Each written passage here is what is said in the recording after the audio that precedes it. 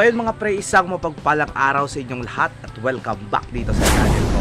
So ayun, for today's video ay nandito ako sa breeding area ng ating mga gapi. So tignan nyo, nasa likod ko.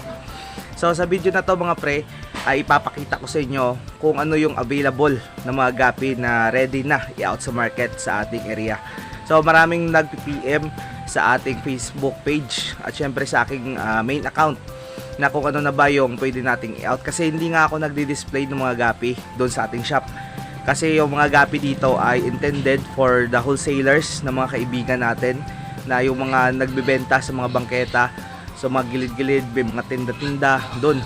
So doon natin yan binibigay para naman magkaroon sila ng kahit papano konting kabuhayan. So ay mga pre, for this video ay samahan nyo ako at ipapakita ko sa inyo yung available na gapi at syempre quick update na rin sa ating breeding area. So samahan nyo ako, let's go!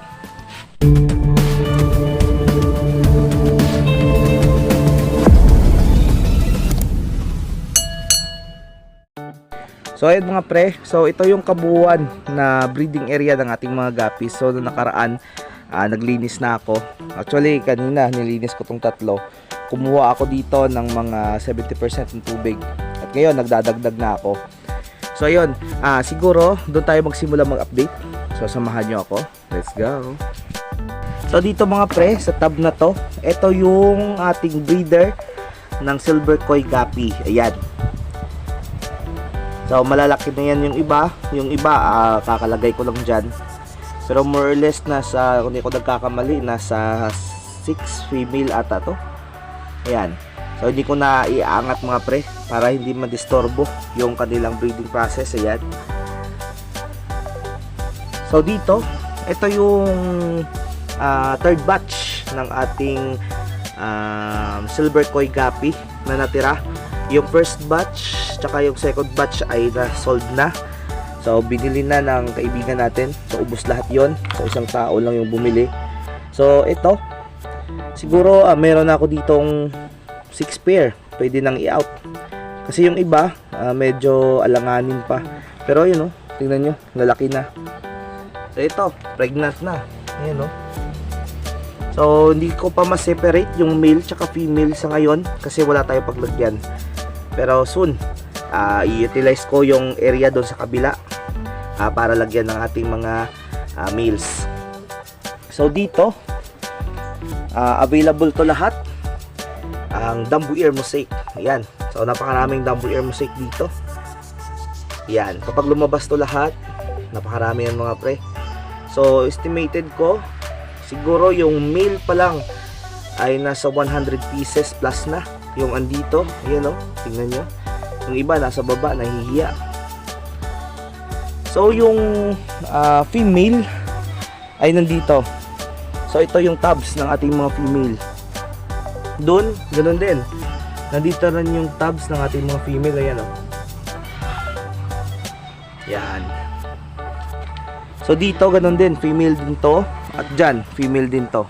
Ayan sila Yan. So pasensya na kayo, nagre-reflect sa araw.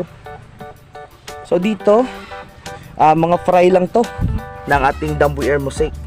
Ayan, tingnan nyo, padakot yung fry dito mga pre. Sobrang daming fry dito. So by next year, ikakaling natin to. Hopefully na ma-out natin tong mga female na nandito para ito ay mag-grow out na natin. So yun, pasensya na kayo mga pre kasi meron ditong chismosang manok na ang ingay. So dito, ito yung fry ng ating mga EBM. Ayan. So ikakaling din natin to soon. So dito, ito yung female ng ating EBM. Ayan. So napakaraming female dito kasi nung nakaraan meron nag-wholesale sa atin. So hinayaan ko, akala ko kuha lang ng pair. So inubos niya yung mga male natin. Kaya yung natirang male natin ay ito na lang. Yan. So medyo outnumbered tayo ngayon ng male. So yung male dito na marketable size nasa 20 plus lang ata. Yung iba alanganin pa. Pero mabilis lang to mga pre. Siguro next year, third week or second week ng January, malalaki na to. So dito, ito yung fourth batch ng ating silver koi gapi. Ayan oh. So medyo malalaki na rin sila. So nasa 1 month old, 1.5 month old pa lang ito. Pero ayan oh, litaw na yung mga kulay nila.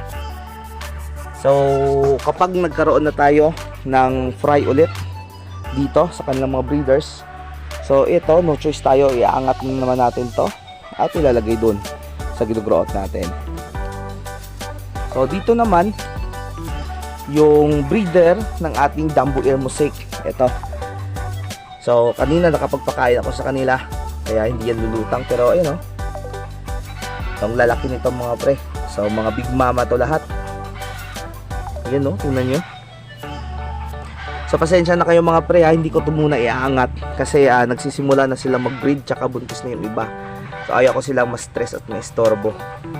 So dito, mga big mama din to, yung mga breeder ng ating EBM. Ayan o. So grabe, sobrang ingay ng manok. Pasensya na kayo mga pre. Ayan o. So dito, mga breeders din ng ating giant na Japan Blue Gold Double Sword. So ang lalaki nito. So ganun talaga sila, shy type. Ayaw talaga lumabas niyan. So kahit kainin mo pa, hindi lalabas yan. Lalabas lang yan kapag walang tao. So dito, meron mga fry dito. So estimated ko yung fry na nandito nasa 300 pieces. My God, sobrang crowded to mga pre. Tingnan nyo naman yung tubig. 3 days ko pa lang itong na water change. Tingnan nyo. So hopefully before New Year, water change natin to ulit. Sobrang dami nito mga pre. Kanina naglagay ako dito, nasa 50 pieces din yung nakuha ko dun sa ating mga breeders. So dito, ito yung mga marketable size na Japan Blue Gold Double Sword. So kuha ko ng net para makita nyo. So marketable size na to mga pre, lahat. At saka nandun. So ayun oh, tingnan nyo. Yan. So lahat yan ay marketable size na. So ayan, nabubulol na ako. So ito, kuha tayo ng sample. Ayan. So tingnan nyo mga pre, ang lalaki na yan. So yung mga male dyan ay almost going to adult na. Yan, breeder size na yan lahat mga pre. So tingnan nyo yung mga double sword nila, ang haba na. So estimated ko siguro nasa 100 plus yung male pa lang ng ating double sword. So dun siguro nasa higit kumulang 50 pieces na yan. So dito almost 100 pieces to. So yung female natin ay medyo nakahabol na rin. So yan oh, malalaki na yung female natin. Yung iba pregnant na. Yan. So yun, may nakalagpas na male na isa. So swerte niya. So ayan, tingnan nyo, napakaraming female dito, tsaka malalaki na. So sa mga buyer natin, wholesaler natin na gustong bumili ng Japan Blue Gold Double Sword, Dumbo Ear Mosaic, tsaka EBM, so available po. So i-PM nyo na lang ako sa aking main account. So ito yung main account ko. At syempre, pwede rin kayong mag-message sa ating Facebook page, ako si Kintoy Vlog, o di kaya mag-direct comment na lang dito sa comment section ng ating video para masagot ko kayo.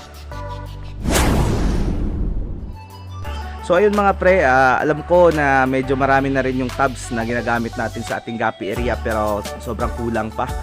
So next year, hopefully, magpaplano ako magdadagdag ng isang strain ng gapi. So sana magawa natin yun.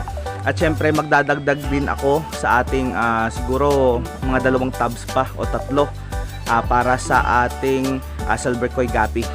Tsaka yung Japan Blue Gold Double Sword natin, kailangan natin magdagdag kahit isang tab na lang para sa ating mga female. So yun yung mission natin next year. So hopefully magka-time tayo. Dahil sobrang busy ko, meron akong trabaho, meron din akong ginagawa sa shop, hindi ko maiwan-iwan. Kaya medyo hindi ko masyadong maalagaan yung mga alaga natin. So ayun, mga pre, advance, belated nga pala muna, belated Merry Christmas and syempre advance Happy New Year sa inyong lahat. So sa mga subscriber natin, so almost 2,000 subscriber na tayo, so solid na solid yan. So legit lahat yan, organic yung mga tawag natin yung mga subscriber natin na yan. So maraming salamat sa inyo sa patuloy na pagsuporta at panonood ng mga video ko. At syempre sa mga kaibigan natin, no, na nagla-like, nagko-comment, na nag-share ng mga video natin. So thank you so much. So ayun mga pre, mula dito sa breeding area ng ating mga guppies, so breeding area ng Rian Aquatics and Accessories. So maraming salamat. Advance Happy New Year and God bless us all. And bye-bye.